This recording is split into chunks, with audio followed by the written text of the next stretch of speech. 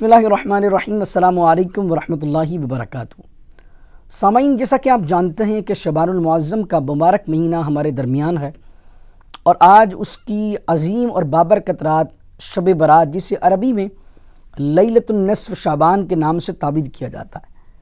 یہ وہ مبارک مہینہ ہے کہ جس کے بارے میں نبی کریم علیہ الصلوۃ والسلام نے فرمایا کہ هو شہر ترفع فیہ الاعمال الی رب العالمین۔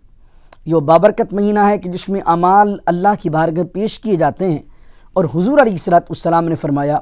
میں یہ پسند کرتا ہوں کہ میرا اعمال نامہ اس حالت میں اللہ کی بارگاہ میں پیش ہو کہ میں روزے کی حالت سے ہوں۔ اسی طریقے سے متعدد احادیث کے اندر شب برات کے متعلق فضائل ذکر کیے گئے ہیں۔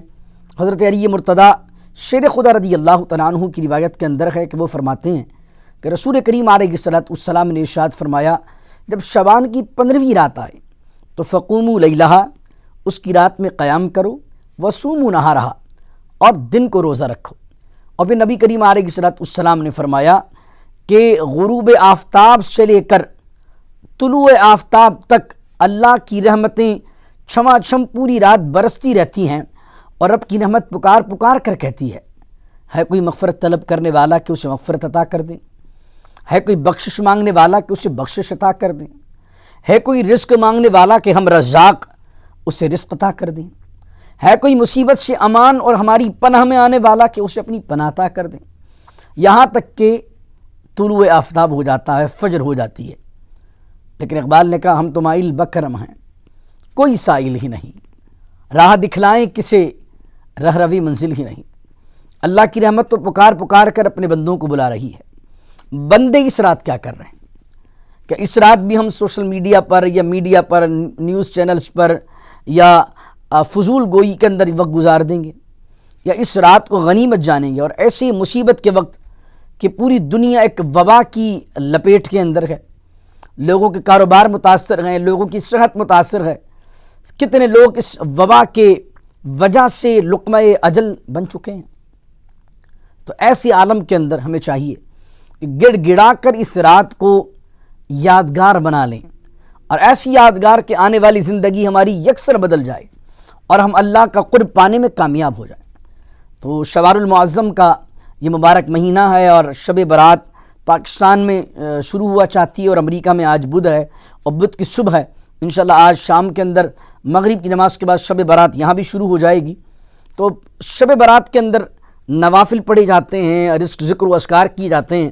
ہم سے بھی جو ہے لوگ سوالات کرتے ہیں کہ ہم اس رات میں کیا پڑھیں۔ تو ایک بات یاد رکھیے، معمولات اولیاء کرام میں سے یہ بات ہے کہ مغرب کے بعد 6 نوافل پڑھے جاتے ہیں۔ وہ 6 نوافل کس طرح پڑھے جاتے ہیں کہ 2 رکعت پڑھی جائے گی، اور نفل کی نیت کریں گے، اور اس میں یہ ہوگا کہ اے اللہ، اس 2 رکعت کے بدلے میں میری عمر کو دراز فرما اور خیر و خیریت سے فرما، عافیت کے ساتھ مجھے درازی عمر بالخیر عطا فرما۔ اس کے بعد اب یاسین شریف کی تلاوت کریں گے اور دعائے نفس شبان پڑھیں گے۔ اس کے بعد اب اگلی 2 رکعتیں پڑھی جائیں گی، اور اس کے اندر یہ ہوگا کہ اے اللہ، ان 2 رکعت کے وسیلے سے اور سبب سے مالک کریم ہر بلا سے مجھے اپنی ایمان نصیب فرما، ہر بلا سے اور مصیبت سے مجھے بچا۔ پھر اس کو کمپلیٹ کرنے کے بعد یاسین شریف پڑھی جائے گی، اور دعائے نصف شبان پڑھی جائے گی۔ پھر اس کے بعد تیسری جو ہے وہ 2 رکعتیں پڑھی جائیں گی، اور اس میں نیت کرنے کے بعد اللہ رب العزت کی بارگاہ میں یہ دعا کی جائے گی کہ اے اللہ، ان 2 رکعتوں کی صدقے سے، برکت سے مخلوق میں مجھے کسی کا محتاج نہ فرما۔ اور اس کے بعد پھر یاسین شریف پڑھی جائے گی، اور دعائے نصف شبان پڑھی جائے گی۔ اس کے بعد آپ نماز عشاء کی ادائیگی کیجئے، اور ابھی قبرستان جہاں لوگ آسانی سے جا سکتے ہیں، پابندیاں نہیں ہیں، وہاں پر قبرستان جائیے کہ اس رات جانا سنت ہے۔ اور لاک ڈاؤن کی صورتحال کے پیش نظر جہاں نہیں جا سکتے تو گھر پر بیٹھ کر بھی آپ اصالہ ثواب کر سکتے ہیں۔ گھر پر بیٹھ کر اصالہ ثواب کیجیے، اپنے بچوں کو لیجیے اور تلاوت قرآن کیجیے، اور اپنے مرحومین کے لیے اصالہ ثواب کیجیے۔ اس کے ساتھ ساتھ صلاۃ التسبیح کی آج ادائیگی کیجیے۔ صلاۃ التسبیح پڑھیے، بڑی آسان ہے پڑھنا، آپ اپنے گھروں پر پڑھ سکتے ہیں۔ ویسے تو مساجد میں بھی اہتمام ہوتا ہے، لیکن ابھی لاک ڈاؤن کی صورتحال کے پیش نظر بیشتر لوگ اپنے گھروں پر پڑھیں گے، تو وہ بھی بڑی آسان ہے کہ 4 رکعت آپ نفل کی نیت کریں گے، ثنا پڑھیں گے، ثنا کے بعد اس کے بعد 15 مرتبہ پڑھیں گے سبحان اللہ والحمد للہ ولا الہ الا اللہ واللہ اکبر۔ یہ 15 مرتبہ اس تسبیح کو آپ کو پڑھنا ہے ثنا کے بعد۔ اس کے بعد سورہ فاتحہ پڑھیں گے، سورہ فاتحہ کے بعد کوئی بھی سورت ملا لیں گے جو آپ کو یاد ہو۔ اس کے بعد 10 مرتبہ پڑھیں گے، یعنی قیام میں آپ 25 مرتبہ پڑھ لیں گے،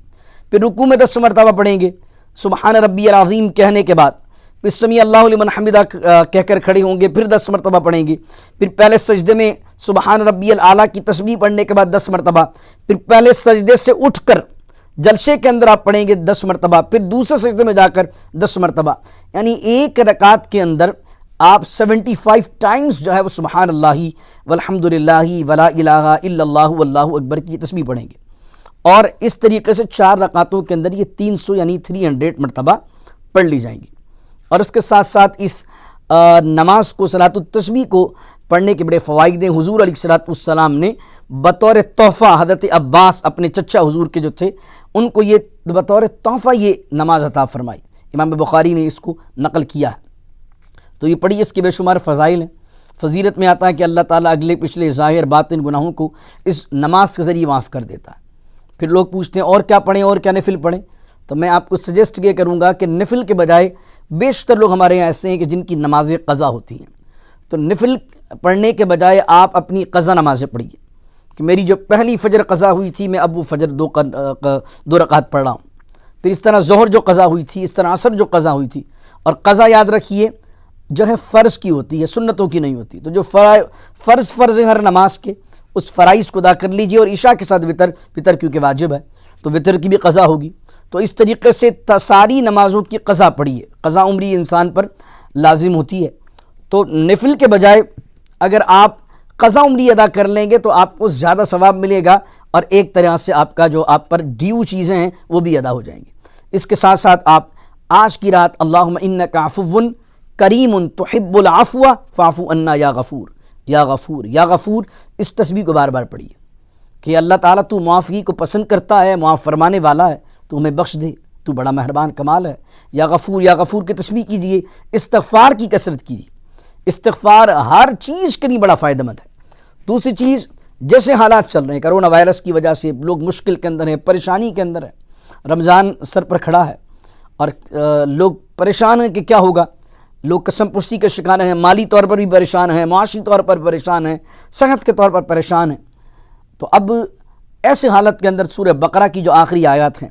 وہ بالکل ہماری اس کنڈیشن پر فٹ ہوتی ہیں کہ ربنا ولا تحمل علینا اسرا کما حملتہ علی الذین من قبلنا ربنا ولا تحملنا ما لا طاقۃ لنا به واعف عنا واغفر لنا وارحمنا انت مولانا فانصرنا علی القوم الکافرین، کہ اے اللہ ہم پر وہ بوجھ نہ ڈال جس کو اٹھانے کی ہم میں طاقت نہیں ہے، واعف عنا ہمیں معاف کر دے، واغفر لنا ہماری مغفرت فرما، وارحمنا ہم پر رحم فرما، انت مولانا مولا تو ہی تو ہمارا سردار ہے، تو ہی تو ہمارا مددگار ہے، اور قوم کافرین پر ہماری مدد فرما۔ اس رات کو یہ بھی دعا لازمی پڑھیے اور معمول بنائیے اس کا، اپنے بچوں کو کہیں کہ استغفار کی تسبیح کریں، اگر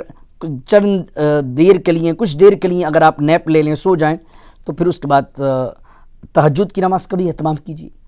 اور اس کے ساتھ ساتھ رات میں ہمیں بھی اپنی دعاؤں میں یاد رکھیے، اور ساری امت کے لیے دعا کیجیے، اپنے خصوصاً والدین حیات ہیں جب بھی دعا کیجیے، انتقال کر گئے جب بھی ان کے لیے دعا کیجیے، اپنے مرحومین کو یاد رکھیے۔ تو آج کی رات بڑی عظمتوں والی رات ہے، اس کو فضولیات کے اندر یا سوشل میڈیا پر یا فیس بک چلاتے چلاتے یا واٹس ایپ کے میسیجز دیکھتے دیکھتے نہ گزاریے، بلکہ واٹس ایپ دیکھنے کے بجائے، فیس بک دیکھنے کے بجائے آج قرآن دیکھیے،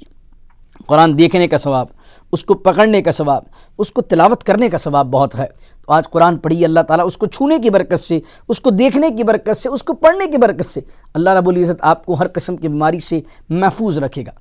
تو میرے دوستوں، امریکہ کی ریاست ٹیکسس کے شہر پلانو کی نوری مسجد سے آپ کا بھائی محمد حسن رضا قادری آپ سے التماس کرتا ہے کہ ہمیں بھی اپنی دعاؤں میں یاد رکھیے۔ السلام علیکم ورحمۃ اللہ وبرکاتہ۔